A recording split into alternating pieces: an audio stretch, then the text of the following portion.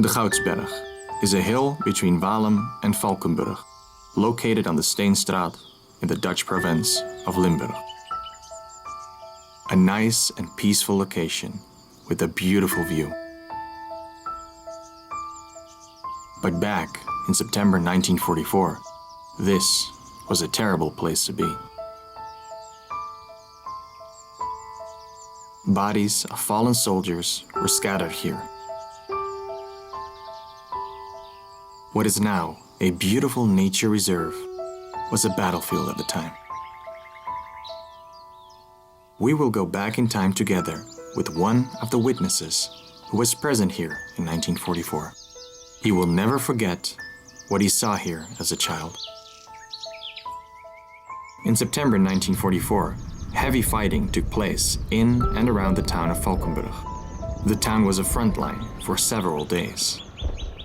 The Germans were defending as best as they could, but were forced to retreat after a few days of hard fighting.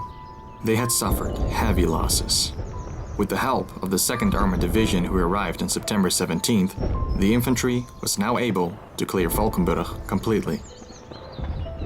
On the same day, the 1st Battalion A Company, 119th Infantry Regiment, 30th Division Old Hickory, together with the 743rd Tank Battalion, who was attached to the 30th Division, started an attack on the Germans who were in position on the Goudsberg. A formation of tanks lined up in a field and started to fire shells on the German positions. Slowly, the tanks moved forward, together with infantry firing their weapons. According to evidence that I found myself while metal detecting, it seems like the Germans got completely surrounded and had no chance to escape. With the help of one or more fighter planes, the German troops on the Goudsberg were completely wiped out. Guus Lubs, born on the 25th of January 1935, still remembers seeing the horrors of the war as a 9-year-old kid. He especially gets emotional thinking about a killed American soldier who was laying on the roadside.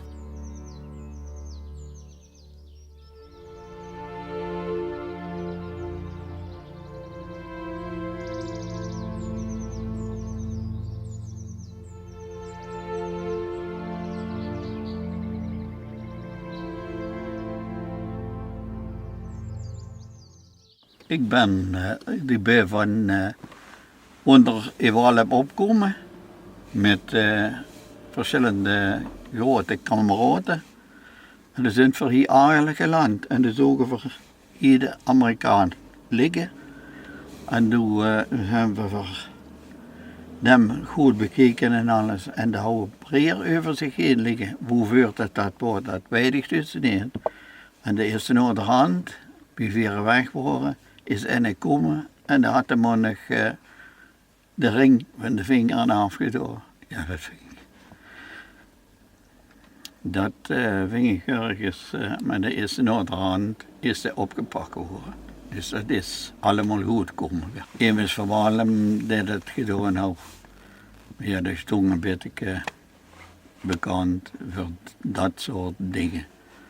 En toen zijn we weer zo in de weg gegaan. En toen zijn we toen naar de Goudsberg gegaan en hebben we ook gekeken. En daar hebben ze zitten liggen allemaal de Duitsers. En dan lopen ze ongeveer gezegd, zoveel water dat. That soldier laying on the roadside was 27-year-old John Charlie Reeves, a private first class of the 119th Infantry Regiment, 1st Battalion A Company. Born on October 2nd, 1916 in Springfield, Illinois, he was the oldest of the 10 children of John and Jenny Reeves. John had 4 brothers and 5 sisters. His father was a Polish miner who moved to the United States in 1910. His mother was German. She moved to the United States in 1912. In 1938, John married Mildred Hisser and moved to nearby Decatur. That same year, their son, Robert Eugene, was born. On January 6, 1944, John enlisted in the United States Army. And on September 17, 1944, John was killed by a sniper on the Walheimerweg next to the crossroads with the chapel. He was placed on the side of the road. Residents covered the body with a fence from a nearby field. On September 18, he was temporarily buried in Fosses-la-Ville near Namen in Belgium. His mother and his wife want John to come home, and in late September 1949, he finds his final resting place on Calvary Cemetery in Springfield, Illinois. This is the location where John C. Reeves got killed. A little bit further down the road, another U.S. soldier lost his life. 21-year-old Private Peter Spargenitz, a rifleman. He was shot from a tank and died in the workshop of a construction company. Now let's go back to the start. On September 17th, American troops were slowly advancing towards the Goudsberg via the Herkenbroekerweg and the Steenstraat. They suddenly got attacked by 4 German machine gun nests who were positioned in the forest on the top of the hill. This is the moment 25-year-old Private First Class Cleaver F. Buckler was killed by machine gun fire. They dragged him to the side and left him in a field next to the road. Residents saw his body laying near a haystack. He was also temporarily buried in the American cemetery in Fosses-la-Ville, right next to his comrade Henry Morgan, who died just an hour before him in the Reinaldstraat in the town center. Now with infantry, tanks and air support, the Americans attacked the German positions. After the attack, there wasn't much left of the Wehrmacht soldiers of the 275th Division. Only bodies and military equipment could be seen scattered across the Goudsberg.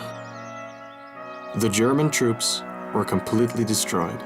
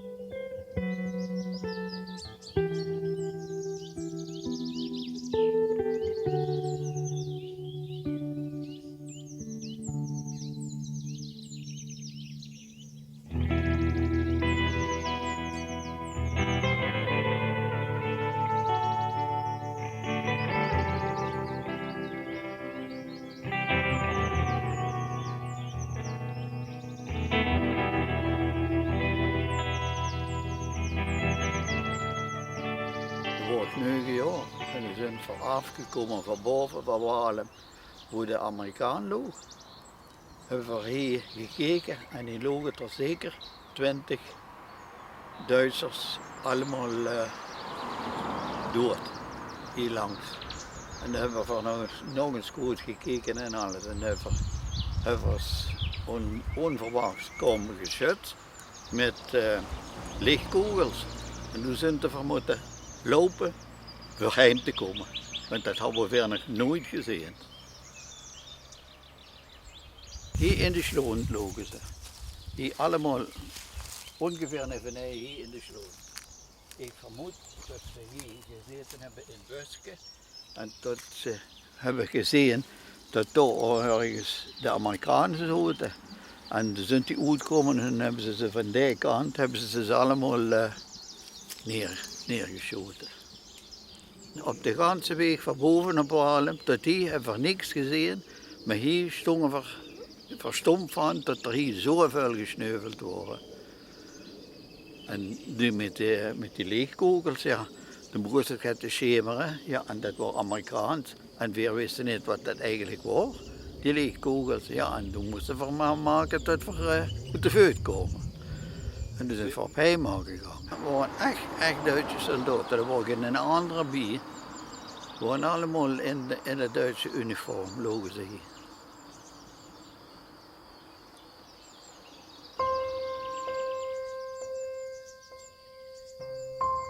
Through the years, I have made a lot of very interesting discoveries on the Goudsberg while metal detecting. I found the most interesting relics here over 10 years ago, before I even knew the story of what happened here. But now, after learning what kind of horrible scenario took place here in 1944, these items are much more special to me. Let me show you some of the relics we found on the Goudsberg. These pictures were made over 10 years ago. Hundreds and hundreds of American shell casings, fired by Thompsons, and one Garands, and one carbines, you name it. We especially found a lot of 30-06 rounds, fired by the 30 caliber Browning machine gun. We also found lids of 30 cal ammo boxes. Notice the shrapnel holes, evidence of a hard battle. Some of the many pieces of shrapnel we found. This confirms the attack that was done with the tanks.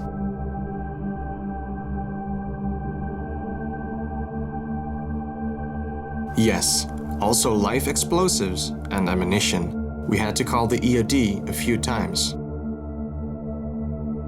These are all push buttons from a US M1 Garand ammunition belt.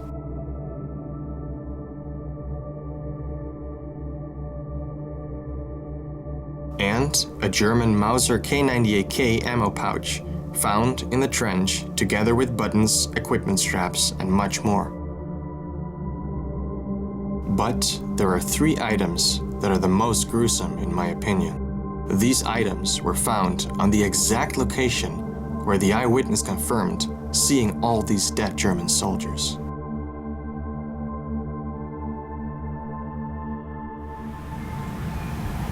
So exactly behind me, right there in the forest, is a German trench that I discovered years ago.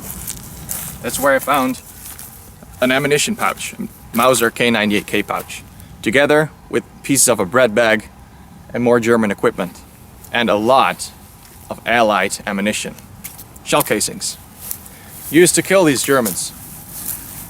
This is the exact location where all these German soldiers were laying. All here on the side of the road, with this view. The same view as it was back then. He especially described that they were here on the side and over here. Let's take a closer look. It's weird to stand here right now because I remember, like I said, over 10 years ago, I was metal detecting here. Like I always do, to random locations, not knowing what you're gonna find. And what I found here was already very interesting. But if you go to a location like this, together with the eyewitness who actually saw this, that can confirm why these items were actually here, makes it so special. Because what I found here definitely confirms what happened here. Here are the 3 items I'm talking about. We will start with the one on the left. This is an equipment hook from a German field bottle. Right here, we have an original German World War II field bottle. If we turn it around and take a look at the back, we can see the hook right there. This hook is used to attach the field bottle to the bread bag of the soldier, a very personal piece of equipment. Now look at this one. Notice the battle damage. Most likely it was hit by a piece of shrapnel.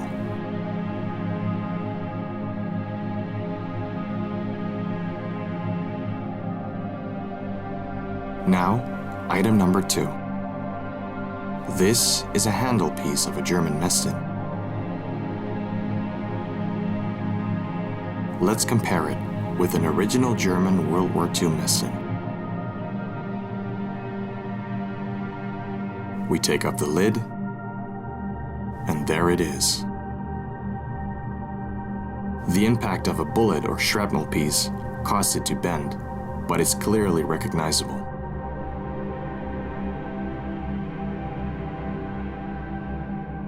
It still has remains of green paint. And look at the battle damage right there.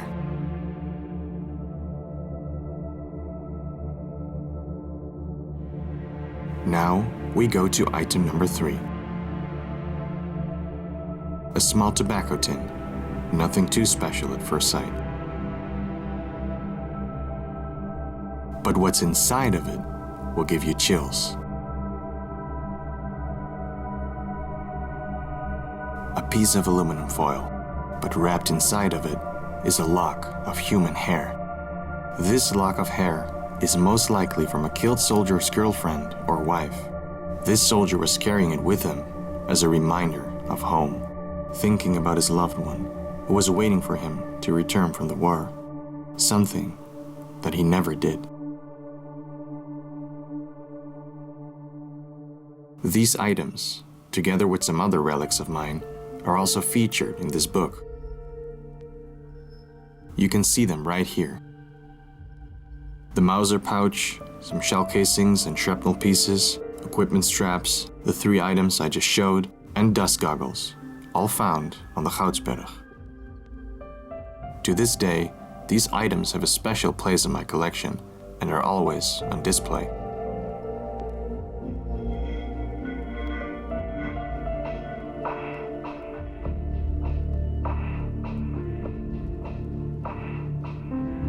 Here you can see a close-up of the tobacco tin.